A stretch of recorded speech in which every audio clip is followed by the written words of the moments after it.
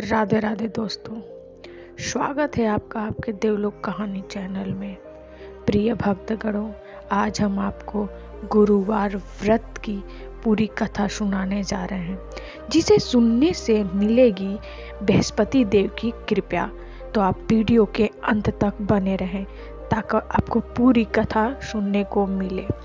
दोस्तों, अभी आप तक हमारा चैनल सब्सक्राइब नहीं किए हैं तो जल्दी से सब्सक्राइब कर लीजिए ताकि आपको पूरी कथा सुनने का लाभ मिल सके।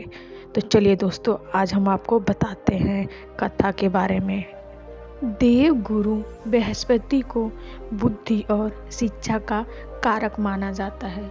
गुरुवार को बृहस्पति देव की पूजा करने से विद्या, मान, सम्मान, प्रतिष्ठा और कई अन्य मनोवांछित फल की प्राप्ति होती है। धार्मिक ग्रंथों के अनुसार गुरुवार को भगवान विष्णु की पूजा का विधान है। गुरुवार के दिन व्रत और कथा सुनने से घर परिवार सुख समृद्धि बनी रहती है। तो आइए जानते हैं गुरुवार व्रत कथा के बारे में। गुरुवार व्रत कथा के अनुसार प्राचीन काल की बात है। किसी राज्य में एक बड़ा प्रतापी और दानी राजा राज्य करता था। वह हर दिन गुरुवार को व्रत रखकर दीन दुखियों की मदद करके पुण्य प्राप्त करता था। परंतु ये बात उसकी रानी को अच्छी नहीं लगती थी। वह न तो व्रत करती थी और न ही दान पुण्य में विश्वास रखती थी। इतना ही नहीं, वह राजा को भी ऐसा करने से मना करती थी। एक समय की बात है, राजा शिकार खेलने के लिए वन गए। घर पर रानी और दासी थी। उसी समय गुरु बृहस्पति देव साधु का रूप धारण कर राजा के दरवाजे पर भिक्षा मांगने आए। साधु ने जब रानी से भिक्षा मांगी तो वह कहने लगी, हे साधु महाराज, मैं इस दान पुण्य से तंग आ गई हूँ। आप कोई ऐसा उपाय बताइए जिससे कि सारा धन नष्ट हो जाए और मैं आराम से रह सकूं। इतना सुनकर बृहस्पति देव ने कहा, हे देवी, तुम बड़ी विचित्र हो। संतान और धन से कोई दुखी होता है? अगर अधिक धन है तो इसे शुभ कार्य में लगाओ, कुंवारी कन्याओं का विवाह कराओ, विद्यालय और बाग बगीचे का निर्माण करवाओ, जिससे तुम दोनों लोग सुधर के। परंतु साधु की इन बात से रानी को खुशी नहीं हुई। उसने कहा कि मुझे ऐसे धन की आवश्यकता नहीं है जिसे मैं दान दूं और उसे संभालने में मेरा सारा समय नष्ट हो जाए। तब साधु ने कहा, अगर तुम्हारी ऐसी इच्छा है तो मैं जैसा तुम्हें बताता हूँ तुम वैसा ही करना।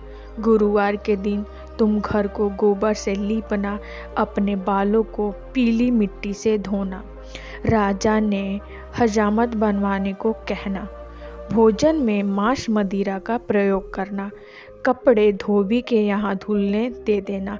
इस प्रकार 7 बृहस्पति करने से तुम्हारा समस्त नष्ट धन दूर हो जाएगा। इतना कहकर साधु ने वहाँ से अंतर्ध्यान हो गए।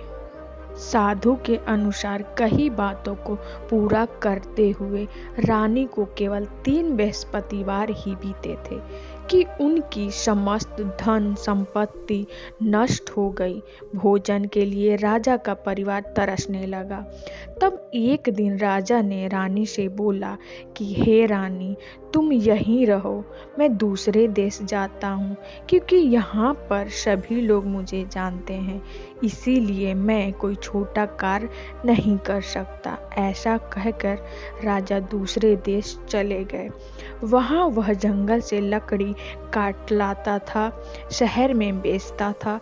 इस तरह वह राजा अपना जीवन व्यतीत करने लगा। इधर राजा के परदेश जाते ही रानी और दासी दुखी रहने लगी।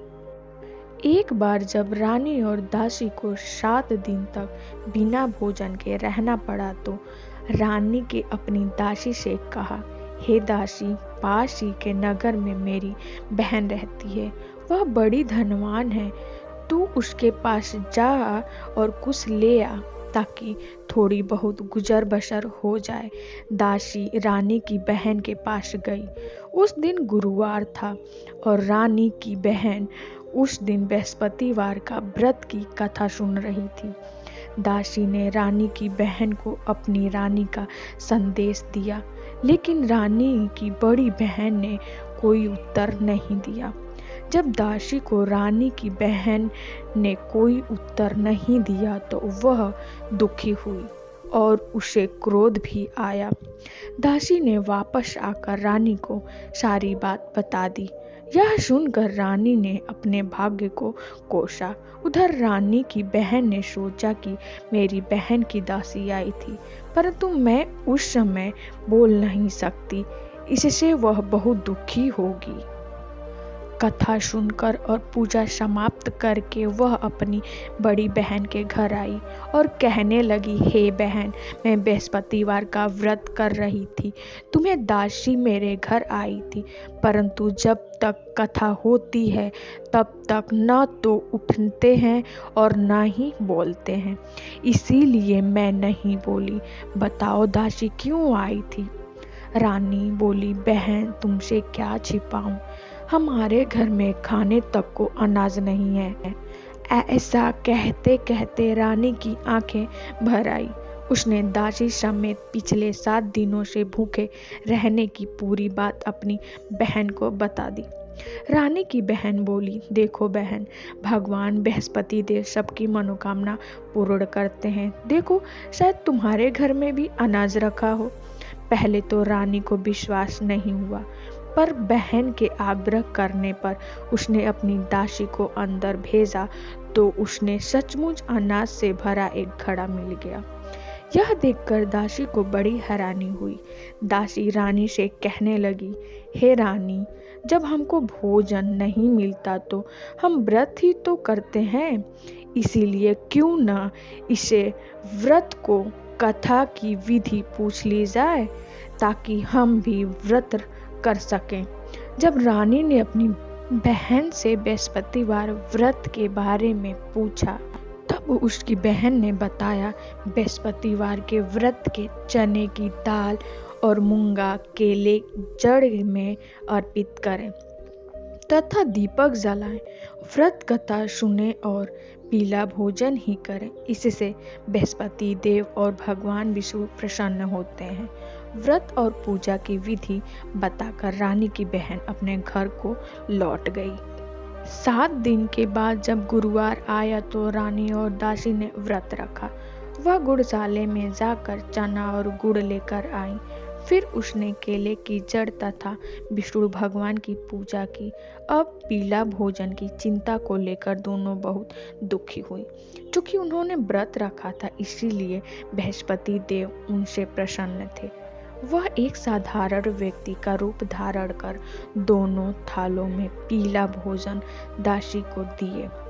भोजन पाकर दासी बहुत प्रसन्न हुई और फिर रानी के साथ मिलकर भोजन ग्रहण किया। उसके बाद वह सभी गुरुवार को व्रत और पूजा करने लगी। बृहस्पति देव की कृपा से उनके पास फिर से धन संपत्ति आ गई, परंतु रानी फिर से पहले की तरह आलस करने लगी। तब दासी बोली, देखो रानी, तुम पहले भी इसी प्रकार आलस करती थी। तुम्हें धन रखने से कष्ट होता है, इस कारण सभी धन नष्ट हो गया और अब जब देव बृहस्पति की कृपा से धन मिला है तो तुम फिर से आलस करने लगी हो। रानी को समझाते हुए दासी कहती है कि बड़ी मुसीबतों के बाद हमें ये धन पाया है, इसीलिए हमें दान पुण्य करना चाहिए, भूखे को भोजन कराना चाहिए और धन को शुभ कार्यों में खर्च करना चाहिए। इससे तुम्हारे कुल का यश बढ़ेगा, स्वर्ग की प्राप्ति होगी और पिता प्रसन्न होंगे। दासी की बात मानकर रानी अपना धन शुभ कार्यों में खर्च करने लगी। इससे पूरे नगर में उनका यश बढ़ने लगा। बृहस्पतिवार व्रत कथा के बाद श्रद्धा के साथ आरती की जानी चाहिए। इसके बाद प्रसाद बांटकर उसे ग्रहण करना चाहिए। दोस्तों, आपको बृहस्पति देव से जुड़ी कथा अच्छी लगी हो तो वीडियो को ज़्यादा से ज़्यादा शेयर करें, चैनल को सब्सक्राइब कर लें, कमेंट में जय बृहस्पति देव अवश्य लिखें। वीडियो देखने के लिए आपका धन्यवाद।